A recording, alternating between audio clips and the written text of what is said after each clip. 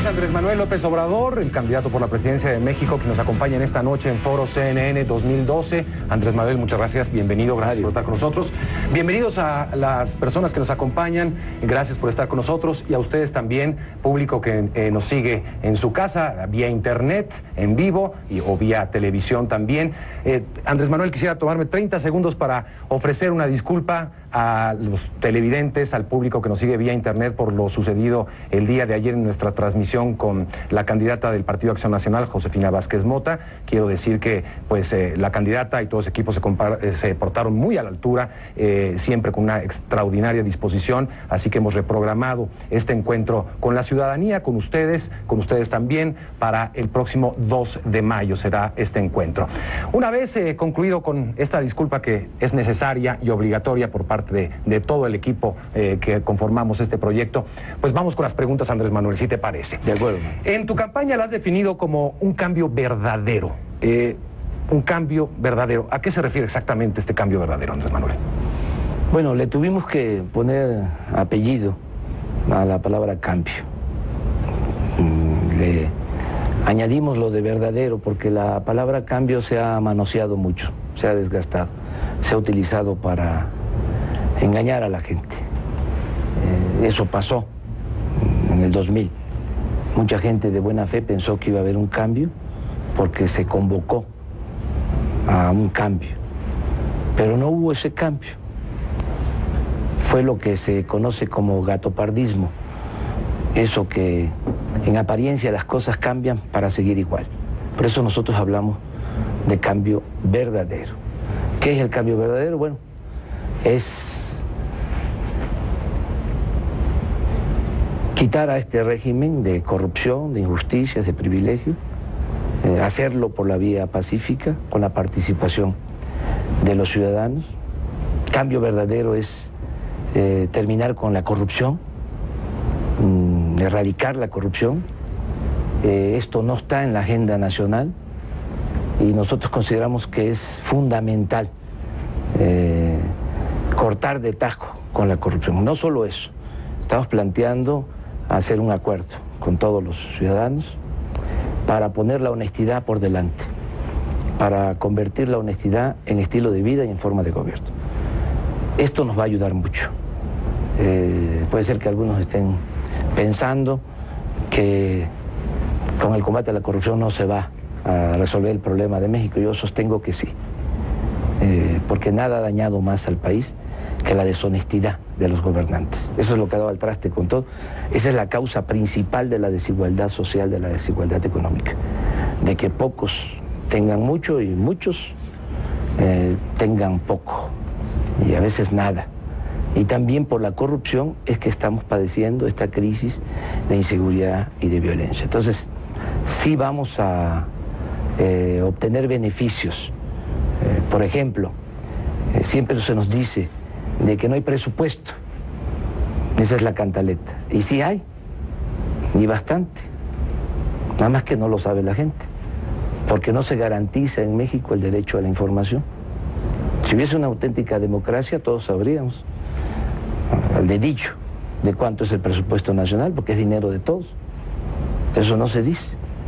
Bueno, tenemos este año un presupuesto de 3.700.000.000.000 de pesos. Si ese dinero se dividiera en partes iguales, somos 26 millones de familias en el país. Alcanzaría para entregar 10.000 pesos mensuales a cada familia, y eso no sucede. Esa es la gran corrupción. O sea, ese es el acto de corrupción supremo, mayor, porque todo ese dinero, la mayor parte, que es de los ciudadanos, del pueblo, siempre se queda arriba. Se utiliza para rescatar a banqueros, a empresarios, para favorecer a traficantes de influencia, a políticos corruptos. Entonces, cambio verdadero es manejar el presupuesto, que es dinero del pueblo, con honradez y distribuirlo con justicia. Tocas el tema de la corrupción. Bueno, tenemos una pregunta a través de las redes sociales, a través de Facebook. Jorge Angoa, que vive, por cierto, en Mar del Plata, pero él es oriundo de Ciudad Nezahualcóyotl, dice: ¿cómo olvidar que a veces le da por la cerrazón en vez de la apertura de ideas? ¿Cómo creerle que en verdad cambió? Pues la verdad, yo siempre he sido la misma persona, una característica que tengo. ¿No ha habido cambio en Andrés Manuel? No, siempre he buscado ser consecuente. O sea, siempre he procurado hacer de mi vida pública una línea recta. A mí me pueden cuestionar de que no hablo de corrido, ahora estoy hablando de corrido, que me como las heces, que las digo de más, que me parezco no sé a quién, pero nunca van a poder decir de que soy incongruente. Entonces, a lo mejor se refiere a que estamos convocando a la reconciliación. Bueno, así lo exigen las circunstancias. El país está mal, se está destruyendo, hay mucha pobreza, mucho sufrimiento y tenemos que unirnos todos para salvar a México. En ese sentido, pues sí, estoy cambiando y estoy extendiendo mi mano franca a todos, porque necesitamos unirnos para sacar adelante a México. Eso es lo que puedo decir. Vamos a hacer una pausa muy breve. Volvemos en Foro CNN 2012 con preguntas del público que nos acompaña también. No se vayan. Continuamos en Foro CNN 2012. Quiero recordarles muy rápidamente que el público que nos acompaña fue seleccionado por la empresa Ipsos Bimsa. Es una muestra representativo del electorado nacional. Son básicamente del Distrito Federal, pero se hizo un trabajo por medio de un cuestionario para ubicar a personas que estén interesadas en la política, gente mayor de edad, con capacidad de votar y también registrados con su credencial de elector. Hablaba hace un momento Andrés Manuel sobre corrupción y el combate que propone a nivel de corrupción. Sergio Guzmán, que nos acompaña por aquí. Sergio está por aquí, tiene una pregunta para Andrés Manuel. Sí, hola, buenas noches, señor. Bueno, mi pregunta es con referencia a los servidores públicos corruptos. ¿Qué tipo de sanción o castigo tiene para ellos pensado darles? Bueno, ahora ni siquiera está tipificado como delito la corrupción. Ni siquiera está considerado un delito grave. Vamos a modificar las leyes, pero sobre todo vamos a predicar con el ejemplo. La corrupción existe en el país porque se permite, se autoriza, se le da el visto bueno desde arriba. Los contratos más jugosos que se dan en beneficio de algunas empresas que son perjudiciales para México, estoy hablando de contratos de miles de millones de dólares, porque nos han hecho creer que la corrupción es la mordida abajo. No, el problema está arriba. Entonces, esos contratos siempre los autoriza el presidente. Eso no se sabe y no se quiere decir, pero es la verdad. Ya basta de estar pensando que la corrupción nada más está en funcionarios medios o en los policías o agentes de tránsito. Entonces, si arriba se predica con el ejemplo, si no se permite la corrupción y se limpia la corrupción, como se limpian las escaleras de arriba para abajo, vamos a enfrentar este problema. Desde luego vamos también a ajustar el marco legal, pero más que nada es una cuestión de voluntad, de que se tenga primero la decisión de hacerlo, segundo, que se tenga autoridad moral, y tercero, pues que haya carácter, que no tiemble la mano. Andrés Manuel, sobre ese tema, mucho se te ha cuestionado también por la relación con René Bejarano, con esa lógica que dices que la corrupción se sabe y se conoce desde arriba. Siempre te has deslindado de haber conocido. René Bejarano sigue actuando en el partido. ¿Cuál es tu respuesta? Mi respuesta es que este asunto, que fue muy escandaloso, de corrupción, muy difundido en los medios de comunicación, llevaba también el propósito de perjudicarme, de mancharme, porque iba a ser increíble que yo no supiera lo de Bejarano, lo de Ponce. Es más, lo confesó Ahumada, que fue el que dio el dinero. Lo escribió, está en un libro. Él le lleva los videos a Salinas. Salinas le interesa mucho, brillan sus ojitos, porque era la oportunidad de deshacerse de mí. Lo mismo fue la actitud de Diego Fernández de Ceballos, que vio los videos antes. Y ellos armaron esto, con una televisora que no voy a mencionar su nombre. Bueno, ¿cuál fue el resultado?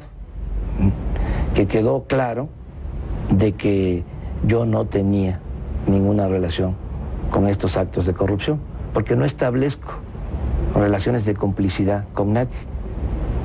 Entonces fue como una prueba del ácido, y así he pasado muchas. Ahumada no fue la primera vez que fue el hecho de vincularse o tratar de vincularte con ese hecho, pero Ahumada era una práctica común. Al parecer en varias delegaciones se descubrieron contratos fraudulentos. Y hay muchos Ahumadas que están hay un caso ahorita muy importante y quisiera preguntarte esto antes de pasar a otras preguntas. El caso Walmart. Se acaba de descubrir en Estados Unidos una multimillonaria inversión fraudulenta para conseguir permisos en todo el país de todos los niveles.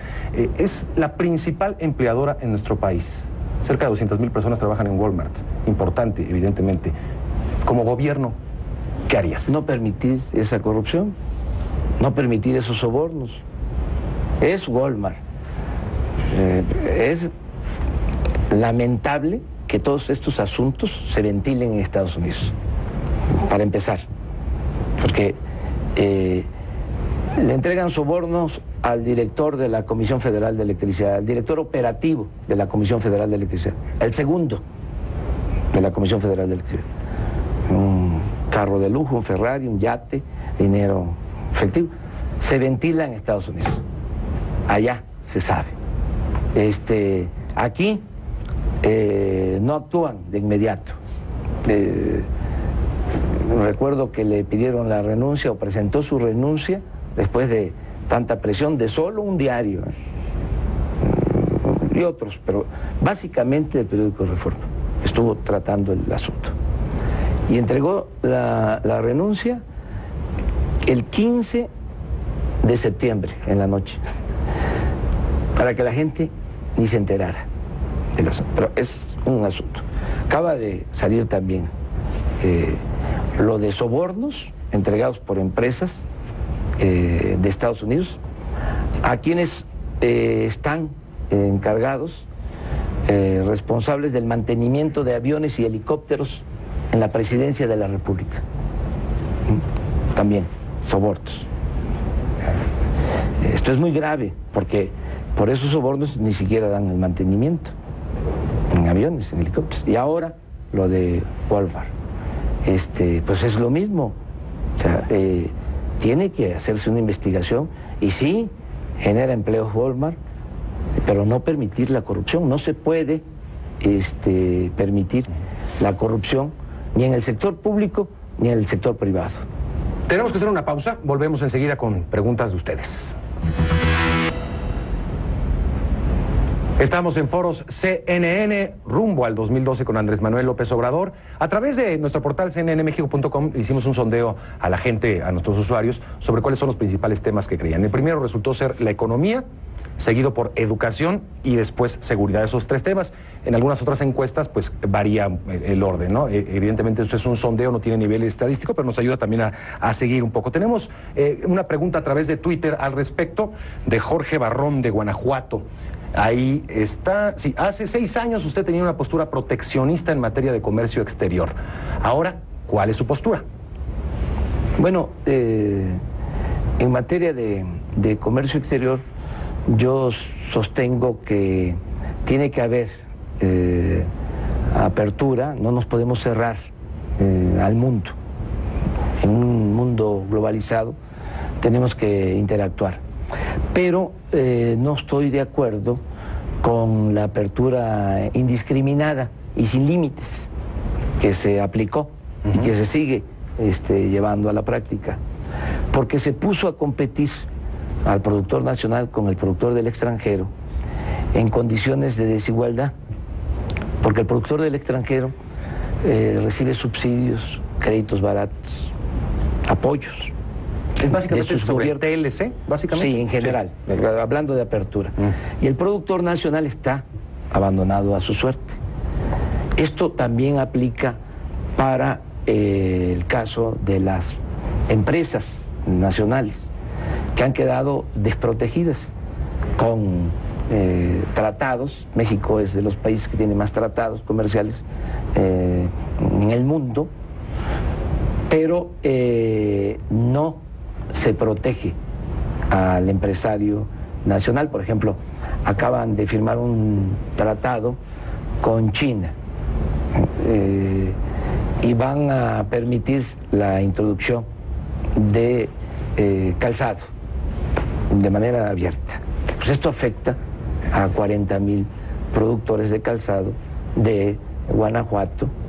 Entonces, yo estoy de acuerdo en que tiene que haber una apertura, pero tenemos que cuidar nuestro mercado interno, tenemos que fortalecer nuestra planta productiva, porque si no, ¿cómo vamos a generar empleos? ¿Revisar los tratados o subsidios a esos productores? Apoyar a los productores y al mismo tiempo no permitir prácticas desleales en cuanto al comercio internacional. En el caso de China, estamos vendiéndoles 4,000 millones de dólares y se les está comprando 45,000 millones de dólares. Entonces, nosotros necesitamos impulsar la actividad productiva. Parte de la crisis que tenemos es que no hay crecimiento económico. No ha crecido la economía porque no se ha impulsado la actividad productiva. Y por eso no hay empleos. Y si no hay empleos, no hay bienestar. Y si no hay bienestar, no puede haber paz y tranquilidad social. Entonces, eso es lo que yo contesto. Javier Hernández nos acompaña por aquí. Tiene una pregunta también. Buenas noches, yo. Ahí está, Javier. Adelante, estabas del otro lado. Adelante. Bienvenido y mucha suerte.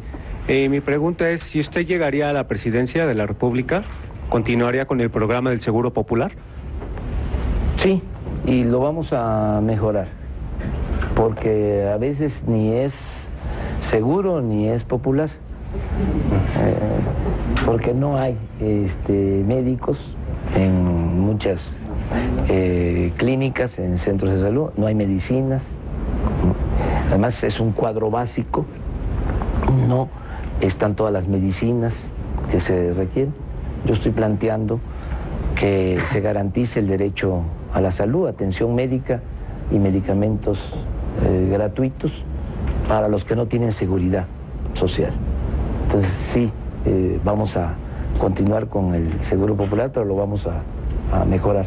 Va a ser un sistema de salud integral para garantizar la salud de la gente. Impuestos. Actualmente, usted ha hablado también de que los que más ganan más tienen que pagar, como una lógica, digamos, económica. En Estados Unidos se está discutiendo ahora la ley Warren Buffett, uno de los hombres más ricos del mundo, ha puesto en la mesa, en el escritorio de Barack Obama, un impuesto donde pagan más los multimillonarios. Y en México creo que tenemos a varios dentro de la lista de Forbes, a varios multimillonarios. ¿Usted haría una política similar? Sí, yo estoy planteando que para financiar el crecimiento del país, que es necesario, es importante, básico, reactivar la economía, porque llevamos 29 años sin crecimiento económico. Desde que están aplicando la llamada política neoliberal, no ha habido crecimiento. Hemos crecido a una tasa promedio anual del 2.3%. Y si descontamos el aumento en la población, el resultado es cero crecimiento económico. Para tener una idea, que este es un tema importante, necesitamos generar 1.200.000 empleos cada año. 7 millones al final. 7 millones en el sexenio. Bueno, eso es lo que se necesita. ¿Pero cómo? Esa es la gran pregunta. Sí. ¿Sabes cuántos se han generado en los últimos 15 años? En promedio, 500,000. Es decir, 700,000 mexicanos cada año solo han tenido 3 opciones. Emigrar, irse a buscar la vida del otro lado de la frontera, la economía informal, el comercio informal, tan vilipendiado, tan ninguneado, ¿no? Que le echan la culpa de todo. Bueno, es la forma que ha tenido la gente para buscarse la vida, porque no ha habido crecimiento económico. Y lo más preocupante es que muchos han tomado el camino de las conductas antisociales por falta de trabajo. Entonces, necesitamos reactivar la economía, crear empleos. ¿Cómo? De 3 maneras. Primero, con el combate a la corrupción. Eso nos va a dejar dinero, porque es mucho el dinero que se va por el caño de la corrupción, del presupuesto. Segundo, va a haber un plan de austeridad republicano. Vamos a reducir los gastos del gobierno. Le cuesta mucho al pueblo mantener al gobierno.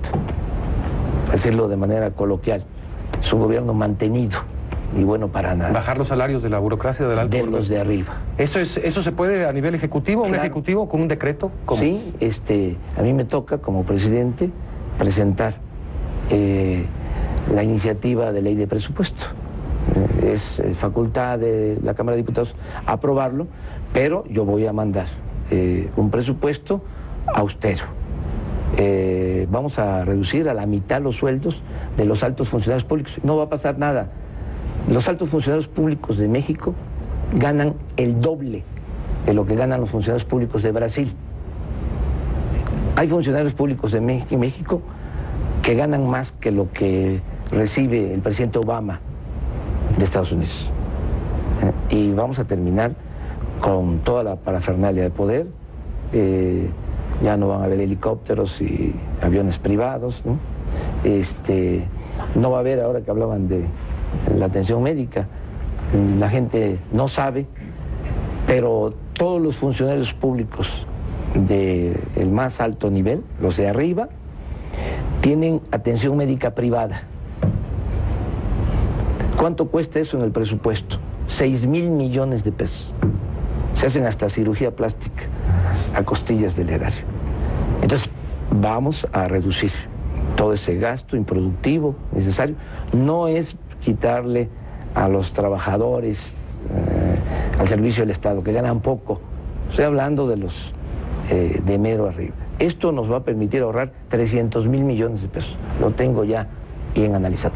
Y lo tercero, ya te hablé de corrupción, que nos va a dar dinero, la austeridad nos va a dar dinero, corrupción 300,000 millones, calculo, austeridad 300,000 millones, y estamos estimando obtener 200,000 millones adicionales, terminando con los privilegios fiscales, porque eso es otra de las cosas que no se sabe.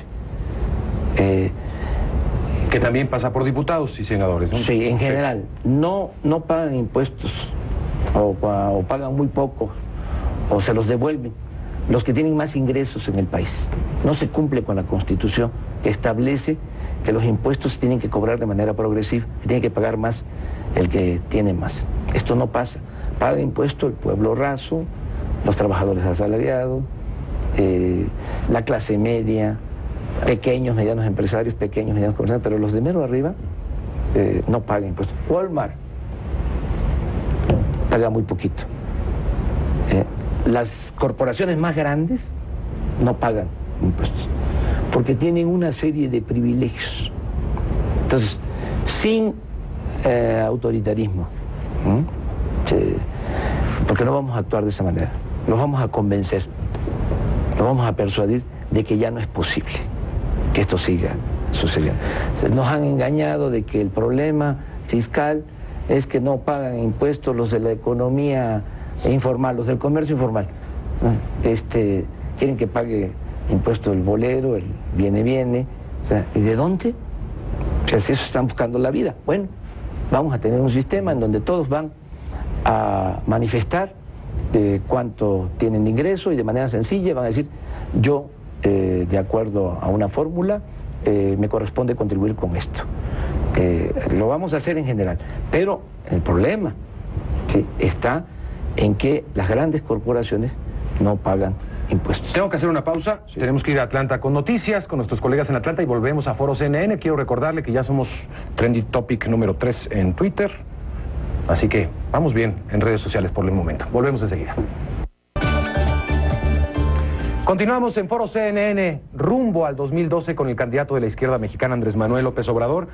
Andrés Manuel, una de las grandes inquietudes para los mexicanos es la educación. Un drama en el que se encuentran muchos en educación media superior que no pueden encontrar universidades públicas disponibles, no hay espacios. Y aquellos que tuvieron la suerte de estudiar después no encuentran empleo. Bueno, eso ya es tema económico. ¿Cuál es el proyecto que propones? Bueno, en efecto, ya, ¿para qué hacer el diagnóstico, ¿no?, de lo que está pasando en la educación? Desgraciadamente es lo que está sucediendo en todo, ¿eh? Se esmeraron en destruir al país. Se han esmerado. Así como está la educación, está la salud, así está el campo, así está el sector energético, y así está el problema de inseguridad y violencia. Estamos en un proceso de degradación progresiva, es más que una crisis esto, una decadencia. Entonces ya sabemos lo que pasa en educación, estamos en los últimos lugares en comparación con países con el mismo nivel de desarrollo que el nuestro. Dos problemas, hay muchos, pero dos problemas así. Los jóvenes, que muchos van a votar, sí, que no encuentran universidad, 18 años tratando de buscando una universidad, una oportunidad. Hay dos problemas. Uno, la calidad de la enseñanza, o sea, la baja calidad de la educación. O sea, ese es un problema que afecta en todos los niveles de escolaridad, pero más que nada en lo que es educación básica, preescolar, primaria y secundaria, y es educación básica. Como su nombre lo indica, el pilar es lo que permite tener un mejor aprovechamiento en el nivel medio superior y en el nivel superior. Entonces, pero en todo hay problema de calidad de la enseñanza, eso hay que atenderlo. Para esto hay que hacer un acuerdo con el padres sindicato, de familia, con los maestros. Con la líder sindical, dicen que nada atraviesa si no es con un acuerdo con la líder. Ese es un asunto que no se debe ya de permitir. O sea, no es posible que la señora Elvester, lo digo de manera respetuosa, sea la que maneje la educación. O sea, no es posible eso. Y esto se da porque se le protege desde arriba. Estos dirigentes corruptos existen por eso, porque hay protección, es un poco lo que hablaba yo de la corrupción. O sea, si arriba se le da el visto bueno, pues permea, pues es lo mismo. ¿Por qué la señora Elvester tiene influencia, tiene fuerza? Tengo que decir, porque me lo estás preguntando, porque le ayudó a Calderón en el 2006. Ya no voy a decir en qué le ayudó, ya es cosa de que la gente lo imagine. Y a cambio Calderón le entrega a la Secretaría de Educación Pública, y le entrega la Lotería Nacional, y le entrega el ISSSTE. Digo que le entrega a la Secretaría de Educación Pública es porque el yerno de la señora, hasta hace unos meses, era precisamente el subsecretario de Educación Básica de la SEP. Entonces, así no se puede. Entonces, también, sin arbitrariedad, respetando la autonomía sindical, se va a dejar de proteger a quienes impiden el que se mejore la educación en el país, porque se trata de algo fundamental. Si no salimos adelante en lo educativo, no va a poder salir adelante el país. Eso por un lado. Pero el otro asunto, el otro problema es la cobertura, porque con esta política que han venido imponiendo, esta política neoliberal, apostaron a privatizar la educación. Pusieron la educación al mercado como si se tratara de una mercancía, para que pudiese estudiar el que tenga recursos para pagar una colegiatura. Yo no estoy en contra de la educación privada. Si tiene para pagar una escuela privada, lo puede hacer, está en su derecho, pero el gobierno está obligado a garantizar la educación sobre pública. Sobre esto, María Gabriela Castillo, que nos acompaña aquí, tiene una pregunta precisamente sobre esto. No, María Gabriela, ahí estás. Buenas noches. Mi pregunta es, ¿qué papel jugará la educación pública en el desarrollo de nuestro país. ¿Se le seguirá dando prioridad a las escuelas privadas? Vamos a atender la educación en general, pero desde luego, sí, la prioridad la debe de tener la educación pública. Caso de la educación media superior, necesitamos mejorar. Hay 4 millones de alumnos en educación media superior, pero hay mucha deserción porque no hay apoyos. Se inscriben en primer año de prepa, de bachiller, y no terminan. ¿Tienen que empezar a trabajar? Sí, nosotros vamos a dar becas a todos los estudiantes de preparatoria del país, como se hace en el Distrito Federal.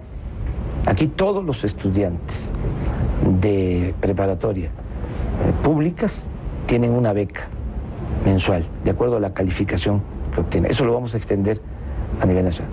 Y lo otro que estoy planteando es un compromiso, el que ya no haya rechazados que quieren ingresar a las universidades públicas, que esa es otra gran mentira. Los rechazan porque supuestamente no pasan el examen de admisión.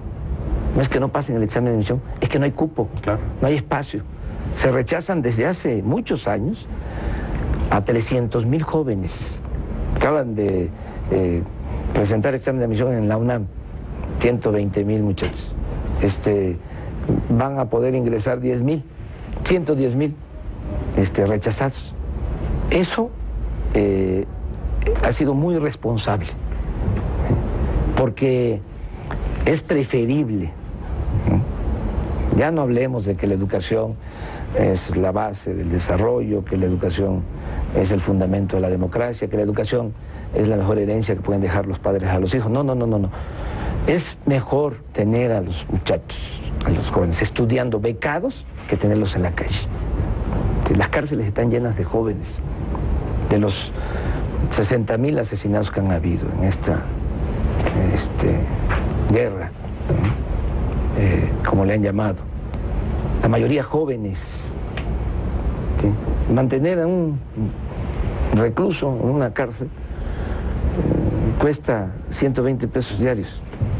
Es mejor tenerlos estudiando becados, o sea, impulsar la educación. Entonces son las dos cosas, mejorar la calidad de la enseñanza y que nadie se quede sin la posibilidad de estudiar. Yo estoy haciendo el compromiso de garantizar 100% de inscripción a todos los jóvenes que quieran estudiar en el nivel universitario. Tengo que hacer una pausa para hablar de otros temas con Andrés Manuel López Obrador y con ustedes. Volvemos enseguida.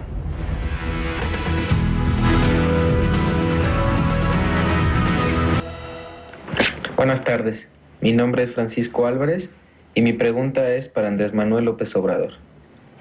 Usted representa a la izquierda en la campaña electoral. Siendo presidente, ¿usted legalizaría el uso de la marihuana? Gracias.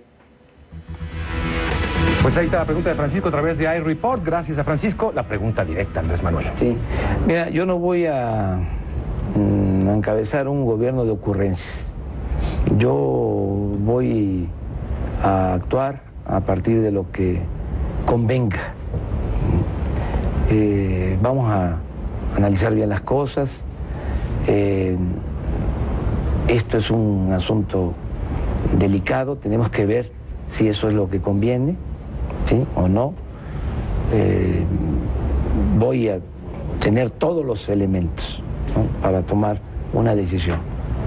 Y voy a consultar también mucho a la gente en todos estos temas, desde luego a partir de la información, a favor y en contra, que esto se ventile, que haya debate, diálogo sobre todos estos asuntos y actuar de acuerdo a lo que mejor convenga. Lo que sí le puedo decir es de que si eso es bueno para México y para el pueblo, si eso ayudaría a resolver el problema, lo aplicaríamos. Lo aplicaríamos porque yo voy a actuar con libertad, soy libre. no estoy subordinado a ningún grupo de interés creado. Pero es un problema también regional, se puede, y así se está viendo de alguna manera. Dependeríamos como mexicanos de lo que sucede en Guatemala, o de lo que propongan en Centroamérica, lo que sucede en Estados Unidos, que ya 14 estados la aprobaron como uso medicinal, por lo menos la marihuana. Sí. Estamos enlazados con esos problemas. Sí, pero yo primero tomaría en cuenta lo que le convenga a los mexicanos. O sea, aunque no les guste afuera, me refiero a que tengan otra política, otros gobiernos. ¿Sí? Si nos conviene a nosotros esta medida, otras medidas que realmente ayuden a resolver el problema, vamos. Pero no actuar a la ligera. ¿Sí? Lo digo con mucho respeto.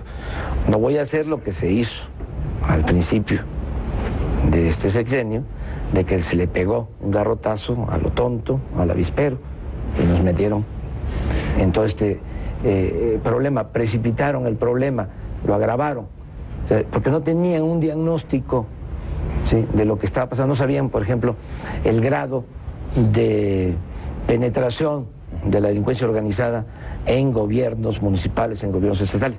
Entonces, esto verlo con calma, porque también ya tenemos delincuencia organizada, y si se le cierra la puerta, por un lado, cambian de giro, para decirlo, y pueden cambiar hacia delitos que pueden resultar más perjudiciales, más dañinos todavía, o sea, que causen más dolor, más derramamiento de sangre. Entonces, esto se tiene que ver bien. Eso es lo que yo ofrezco en cuanto a esto. Vamos a hacer una pausa, la última ya que hacemos, y volvemos enseguida. Se nos está acabando el tiempo con Andrés Manuel López Obrador. Volvemos enseguida, no se vayan. Desafortunadamente estamos llegando al final de Foro CNN con Andrés Manuel López Obrador, pero tenemos todavía una pregunta del público. Oscar Antonio López, adelante, por favor. Muy buenas noches, señor candidato. Quisiera preguntarle cuál sería el primer punto que atacaría en tema de inseguridad, cuál sería el lugar del país donde subiría más elementos policíacos, y si metería militares en lugar de federales.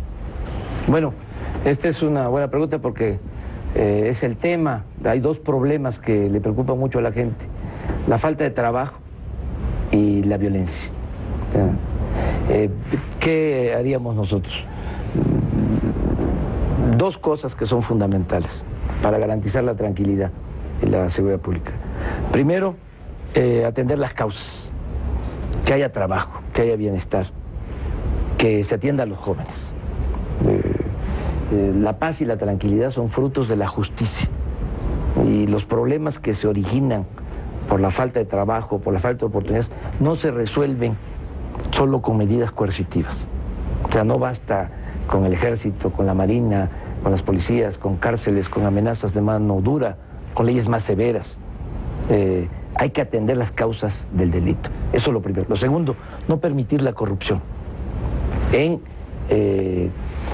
las dependencias encargadas de procuración de justicia, de seguridad pública, en corporaciones policíacas. ¿Sí? No permitir la corrupción. Con esas dos decisiones, con esas dos medidas, se puede serenar al país. Ya hay un añadido de actuar de manera coordinada, de atender el problema todos los días. Yo fui jefe de gobierno de esta ciudad, y todos los días a las 6 de la mañana, incluidos sábados y domingos, me reunía con el Gabinete de Seguridad Pública. Yo recibía el parte de la policía, de lo sucedido en las últimas 24 horas, y ahí tomábamos decisiones.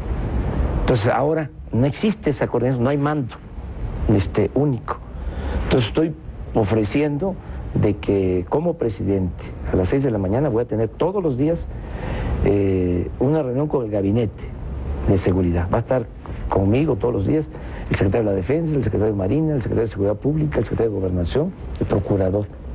Y voy a tener comunicación permanente con gobernadores, que no existe actualmente. Estamos a actuar de manera coordinada. Y otras cosas, profesionalizar a la policía. Aquí en la ciudad, lo tengo que decir, hay más de 80,000 policías de 4 corporaciones que dependen del jefe de gobierno, de la Ciudad de México. Policía bancaria, policía preventiva, policía auxiliar, policía ministerial. Y esta policía, ¿sí?, no está corrompida, y eso ayuda mucho. ¿Sí? Los mandos policíacos de la Ciudad de México, me consta, están en manos de gente honesta, y eso es muy importante. Lo que ha pasado en el resto del país es de que no hay ya una línea divisoria entre delincuencia y autoridad, no hay frontera. O sea, la delincuencia organizada se infiltró por completo y domina. Y cuando no hay esa línea divisoria, cuando no hay una autoridad honesta, no entregada a la delincuencia, pues ya no se puede hacer mucho. Entonces, lo que yo planteo es que tengamos una policía nacional, federal, adiestrada, moralizada, una muy buena policía para garantizar la seguridad, y poco a poco ir retirando al ejército de las calles y a la marina, porque el ejército no debe de hacerse cargo de asuntos relacionados con la seguridad pública, no está para eso. Además tenemos que cuidar esa institución porque es lo mejor que hay y se le está socavando, utilizándola con esos propósitos. Tenemos que quedarnos con eso, Andrés Manuel. Desafortunadamente se nos acabó el tiempo. Muchísimas gracias por estar con nosotros. Muchísimas gracias a ti. Gracias a ustedes también por venir, de verdad. Fue un ejercicio interesante. A ustedes. Sí, muchas gracias. Y gracias a ustedes por seguirnos. Gracias. Quiero esperarlo el próximo jueves en Foro CNN con Gabriel Cuadri, candidato del Partido Nueva Alianza. Estará aquí con nosotros. Gracias y hasta pronto. Muchas gracias.